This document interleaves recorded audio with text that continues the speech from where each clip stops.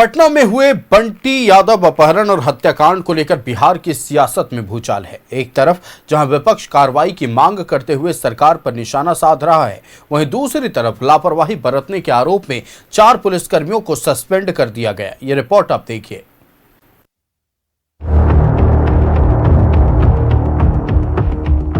6 जुलाई को बंटी यादव का अपहरण, 11 जुलाई को मिला बंटी का शव। देह व्यापार के खिलाफ बंटी उठाता था आवाज। लापरवाही को लेकर 4 पुलिसकर्मियों पर गिरी गाज। बंटी की हत्या पर सियासत में भूचाल। बिहार की राजधानी पटना के कोतवाली थाना क्षेत्र स्थित न्यू मार्केट इलाके से 6 जुलाई की रात को बंटी यादव का अपहरण किया गया था। शनिवार यानी 11 जुलाई को बंटी यादव का शव अथमल गोला थाना क्षेत्र के सूर्यपुरा गांव के पास एक गड्ढे से बरामद किया गया। शव पूरी तरह सड़ चुका था, चेहरा और हाथ गल चुका था। इधर बंटी यादव हत्याकांड को लेकर सियासत में भूचाल आ गया है। पूर्णिया सांसद पप्पू यादव बंटी यादव के घर पहुंचे और शोकाकुल परिवार का ढांढस बंधाया, साथ ही न्याय दिलाने का भरोसा दिया है। वहीं पप्पू यादव ने प्रशासन से दोषियों के खिलाफ सख्त कार्रवाई की मांग की। आम आदमी की सुरक्षा थाना नहीं करेगी, चार्जशीट नहीं होगा, एसपीडी ट्रायल नहीं होगा। इस परिवार को आप कोई नहीं बचा, आपने 1 करोड़ की घोषणा तक नहीं किए। और ये हाफ इनकाउंटर क्या होता है? इधर बिहार सरकार के मंत्री रामकृपाल यादव भी बंटी यादव के घर पहुंचे और मृतक के परिजनों से मुलाकात की, साथ ही मृतक के परिजनों को न्याय का भरोसा दिया। बंटी यादव की हत्या अत्यंत दुखद है। गरीब परिवार का लड़का, कमाता खाता, उसी पर डिपेंडेंट था परिवार, पूरा परिवार, भाई, माँ, पत्नी, बच्चे, और जघन्य अपराध हुआ है। इस घटना की जितना निंदा की जाए वो कम होगा और ये पुलिस की निष्क्रियता दुखद है। बंटी यादव अपहरण और हत्याकांड को लेकर लापरवाही बरतने वाले पुलिसकर्मियों को सस्पेंड कर दिया गया है। साथ ही 3 आरोपियों की गिरफ्तारी भी हो चुकी है। लेकिन सवाल ये है कि कब तक समाज के लिए आवाज उठाने वालों को जान देकर कीमत चुकानी पड़ेगी और देखना है कि कब हत्यारे सलाखों के पीछे होंगे और बंटी को न्याय मिलेगा। Bureau report, news 11 Bharat, Patna.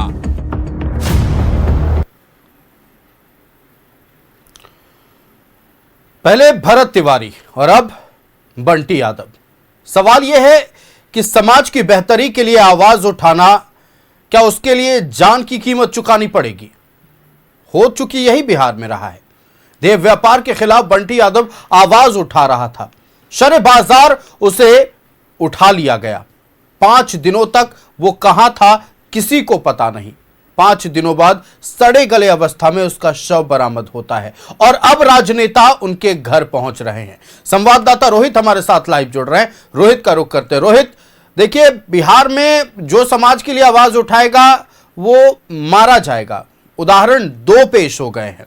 एक भले ही एनकाउंटर था, लेकिन दूसरे इस मामले में किसने मारा, ये लगभग तस्वीरें साफ हो गई हैं। लेकिन बीच राजधानी से ऐसे किसी का अपहरण कर मर्डर कर देना, ये कैसे कहा जा सकता है कि जंगल राज बिहार से समाप्त हो गया है? जी बिल्कुल आयुष, आपने सही कहा। देखिए, बिहार की जो पुलिस है, अब पुलिस की कार्यशैली पर सवाल खड़े होने लगे हैं। क्योंकि देखिए, समाज के लिए जो आवाज उठाता है, कहीं ना कहीं उसको अपनी मौत की कीमत चुकानी पड़ती है। देखिए, भरत तिवारी इनकाउंटर से जोड़कर अब जो बंटी यादव की जो हत्या हुई, बंटी यादव की हत्या को जोड़कर अब देखा जा रहा है।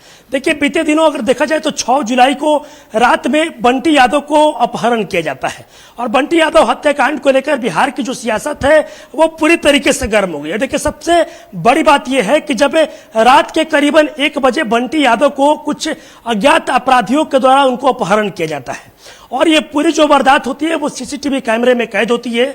और यहां तक कि परिवार वालों के द्वारा पुलिस वाले को सीसीटीवी की कैमरे की जो वीडियो रिकॉर्डिंग थी वो भी उपलब्ध कराई जाती है, लेकिन उसके बावजूद भी पुलिस अपराधियों को ढूंढ नहीं पाती है।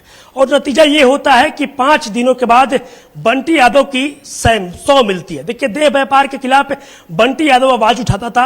अब इस पूरे मसले को लेकर कहीं ना कहीं बिहार की सियासत काफी ज्यादा गर्म है। और आज सांसद पप्पू यादव जो कि हैं वो आज बंटी यादव के परिजनों से मुलाकात करने पहुंचे थे और सीधे तौर पर सरकार पर सवाल उठाया है पप्पू यादव ने, और उस परिवार को एक सरकारी नौकरी और साथ ही साथ जो दोषी है दोषियों को सख्त से सख्त स्पीडी ट्रायल करके उनको फांसी की सजा की मांग की है।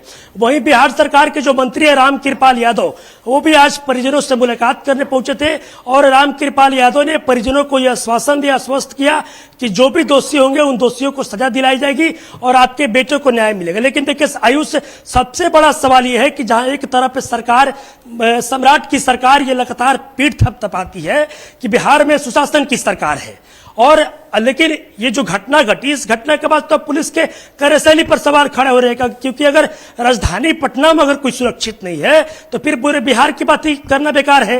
क्योंकि राजधानी पटना में बीच बाजार में से अगर रात के किसी को उठा लिया जाता है, किसी को अपहरण कर लिया जाता है, और इस पूरे घटना की जानकारी जब पुलिस को दी जाती है उसके बाद भी 5 दिन बीत जाते हैं। देखिए, सम्राट जो कि बिहार के मुख्यमंत्री है, लगातार ये दावा करते हैं कि कोई भी घटना घटेगी, जो अपराधी होंगे उनको 24 घंटे के अंदर जवाब दिया जाएगा।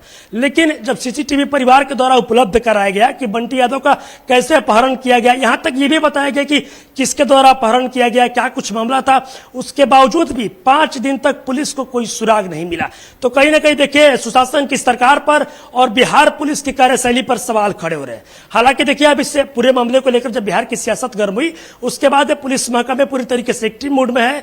और अब देखिए 3 एसआई को और 1 होमगार्ड को सस्पेंड भी किया गया है। लेकिन सबसे बड़ा सवाल यह है कि जहां एक तरफ एनडीए गठबंधन के लोग सुशासन की सरकार का दावा करते हैं, लगातार पुलिस की कार्यशैली पर सराहना किया जाता है कि पुलिस अपराधियों का एनकाउंटर करती है, लेकिन आखिर पुलिस से कहां चूक हो गई? सब बिल्कुल, कुछ देखिए, पुलिस एनकाउंटर करती है नहीं करती है, ये दूसरी तरफ की बात हो गई। एक तरफ की बात यह है कि सरे बाजार किसी को किडनैप किया जा रहा है, उसे मार दिया जा रहा है, अपहरण होने के 5 दिन तक पुलिस के हाथ कोई सुराग नहीं होता है और आखिरकार शव बरामद होती है। फिलहाल बिहार राज्य की कानून व्यवस्था भगवान भरोसे चल रही है। अगर हम ये कहते हैं तो बिल्कुल भी गलत नहीं होगा। रोहित, आपका हमारे साथ जुड़ने के लिए और तमाम जानकारियां साझा करने के लिए बहुत शुक्रिया।